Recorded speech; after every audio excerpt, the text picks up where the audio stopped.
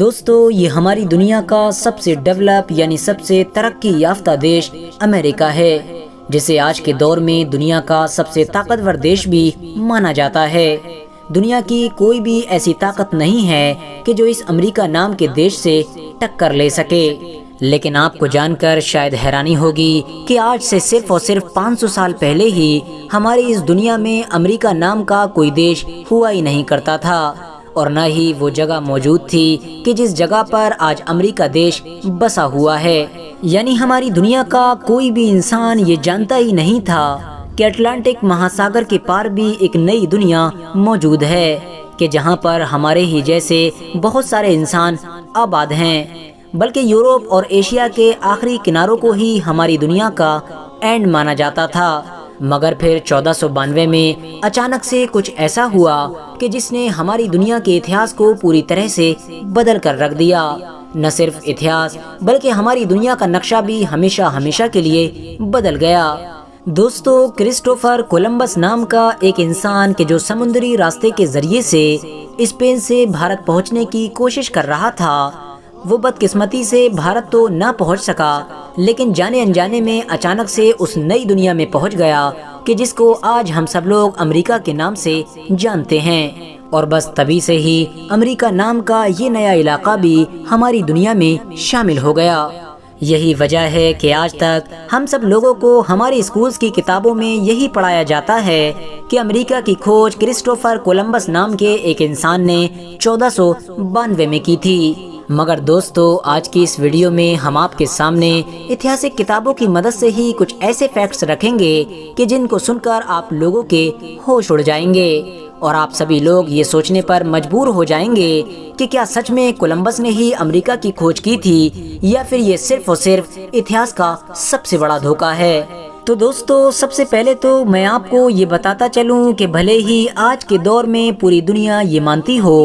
کہ امریکہ کی کھوج 1492 میں کرسٹوفر کولمبس نے کی تھی، مگر سچائی اس کے بالکل الٹ ہے، کیونکہ دنیا کے ایسے بہت سارے اتہاسکار کہ جو کولمبس سے بھی سینکڑوں سال پہلے گزرے تھے، انہوں نے بھی اپنی کتابوں میں ایسے بہت سارے لوگوں کا ذکر کیا ہے کہ جو اٹلانٹک مہاساگر کو پار کر کے امریکہ پہنچنے میں کامیاب ہو گئے تھے۔ اور کولمبس سے بھی پہلے امریکہ پہنچنے والے ان لوگوں میں سے بھی جو انسان سب سے پہلے امریکہ پہنچا تھا، وہ کوئی اور نہیں بلکہ خشخاش ابن سعید ابن اسود نام کا وہ انسان تھا کہ جو 9ویں صدی عیسوی میں اسپین کے علاقے میں پیدا ہوا تھا۔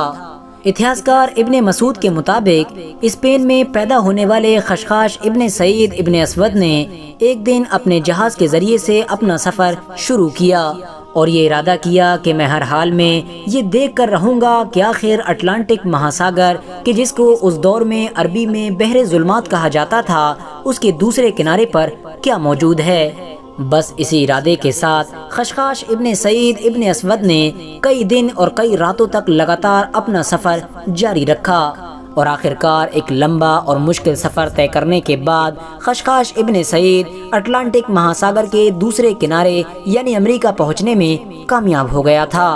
اس دور میں خشخاش ابن سعید نے اس جگہ کا نام ارض مجہولہ یعنی اننون پلیس رکھا تھا، اور بعد میں خشخاش ابن سعید اس جگہ سے بہت سارا مال و دولت لے کر اپنی ریاست میں واپس آیا تھا۔ خشخاش ابن سعید ابن اسود کے اس پورے سفر کا ذکر مشہور اتہاسکار یعنی ابن مسعود کی کتابوں میں بھی کیا گیا ہے۔ اس کے علاوہ خشخاش ابن سعید کی کامیابیوں کو دیکھتے ہوئے اس دور کے اور بھی بہت سارے لوگوں نے اٹلانٹک مہاساگر کو پار کر کے اس نئی سرزمین یعنی امریکہ پہنچنے کی کوشش کی تھی، مگر ان میں سے زیادہ تر لوگ سمندر کے خطرناک طوفانوں میں اپنی جان گنوا بیٹھے، جبکہ کچھ لوگ اپنی منزل تک پہنچنے میں کامیاب بھی ہو گئے تھے۔ مگر دوستو، اتہاسکاروں کے مطابق خشخاش ابن سعید سے پہلے بھی کچھ مسلمان قافلے امریکہ پہنچنے میں کامیاب ہو گئے تھے، اور یہ مسلم قافلے سربیا کے علاقے کے رہنے والے تھے، جو پیسیفک اوشین یعنی پیسیفک مہاساگر کو پار کر کے امریکہ کے وینزویلا علاقے میں پہنچے تھے، اور وہاں پر ان لوگوں نے باقاعدہ تجارت یعنی بزنس کا سسٹم بھی شروع کر دیا تھا، جس کا ثبوت 8ویں صدی کے وہ پرانے سکے ہیں کہ جو وینزویلا کے ایکسپرٹس کے پاس موجود ہیں۔ اس کے علاوہ دوستو، جب کبھی بھی ایسے لوگوں کا ذکر کیا جاتا ہے کہ جو کولمبس سے بھی پہلے امریکہ پہنچ گئے تھے، تو ان لوگوں کی لسٹ میں ویسٹ افریقہ کے ان 8 مسلمانوں کو بھی شامل کیا جاتا ہے کہ جن 8 نوجوانوں کے دلوں میں ہمیشہ یہی سوال رہا کرتا تھا کہ آخر اس بڑے اور خطرناک سمندر کے دوسرے کنارے پر کیا موجود ہے۔ بس یہی دیکھنے کے لیے ایک دن ان 8 لوگوں نے اپنے سمندری جہاز کے ذریعے سے اپنا لمبا سفر شروع کیا اور بڑے بڑے خطروں کا سامنا کرتے ہوئے یہ آخرکار اٹلانٹک مہاساگر کے دوسرے کنارے یعنی امریکہ پہنچنے میں کامیاب ہو گئے تھے۔ ان 8 نوجوانوں کے اس خطرناک سفر کی کہانی آج بھی عرب کے لوگوں میں بہت زیادہ مشہور ہے، اور عرب کے لوگوں نے ان 8 کو فتیۃ المغررین یعنی باہمت نوجوانوں کے نام سے نوازا تھا۔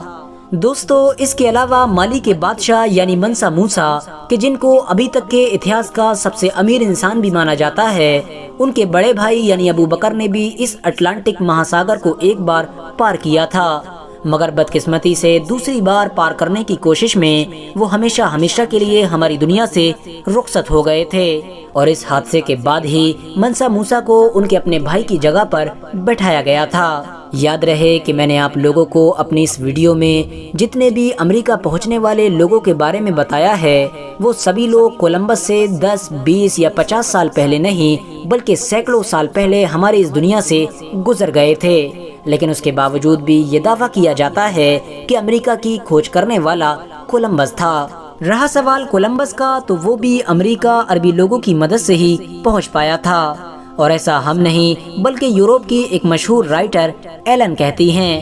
ایلن کے مطابق 7ویں اور 14ویں صدی کے بیچ میں پوری دنیا کی سائنٹیفک زبان عربی مانی جاتی تھی۔ یہی وجہ تھی کہ اس دور میں دنیا کے زیادہ تر نقشے، زیادہ تر دستاویز عربی زبان میں ہی موجود ہوا کرتے تھے، اور ظاہر ہے کولمبس بھی انہی دستاویز اور نقشوں کی مدد سے ہی امریکہ پہنچنے میں کامیاب ہو پایا ہوگا۔ اس کے علاوہ کولمبس کے امریکہ پہنچنے والے جہازوں میں سے 2 مشہور جہاز یعنی نینا اور پینٹا کے تو کپتان بھی مسلمان تھے۔ بات کریں اگر ڈاکٹر یوسف مرو کے بارے میں، تو ان کا دعویٰ تو یہ ہے کہ کولمبس سے بہت پہلے ہی مالی کے بہت سارے تاجر اپنا لمبا سفر طے کرنے کے بعد امریکہ پہنچ گئے تھے اور باقاعدہ وہاں جا کر آباد ہو گئے تھے۔ یہی وجہ ہے کہ آج بھی امریکہ کے کچھ خاص علاقوں میں رہنے والے لوگوں کے بیچ میں آپ مالی کے کلچر کی جھلک بڑی آسانی کے ساتھ دیکھ سکتے ہیں۔ اس کے علاوہ ریڈ انڈینز جس بھاشا کا استعمال کرتے ہیں، اس بھاشا میں بھی عربی کے بہت سارے الفاظوں کو بڑی آسانی کے ساتھ ڈھونڈا جا سکتا ہے، جو یقیناً بہت کچھ سوچنے پر مجبور کرتی ہے۔ یہی وجہ ہے کہ ایک یورپین رائٹر کی طرف سے دا کولمبس پیپر نام کی ایک کتاب میں یہ دعویٰ کیا گیا تھا کہ جب کولمبس کا جہاز جبارہ نام کی ایک جگہ پر رکا تھا کہ جو آج کے دور میں کیوبا کے علاقے میں موجود ہے، تو ان لوگوں کو سب سے پہلے وہاں کے ایک پہاڑ پر ایک چھوٹی سی خوبصورت مسجد نظر آئی تھی۔ فی الحال دوستو، آج کی اپنی ویڈیو کو ہم یہیں پر ختم کرتے ہیں۔ ویڈیو پسند آنے پر نہ صرف ویڈیو کو لائک کریں بلکہ اپنے فرینڈز کے ساتھ بھی ضرور شیئر کریں، اور اسی طرح کی نالجبل اور ہسٹوریکل ویڈیوز ہمیشہ دیکھنے کے لیے ہمارے اس چینل کو سبسکرائب کر کے ساتھ ہی میں بیل آئیکن کو بھی پریس کر دیں۔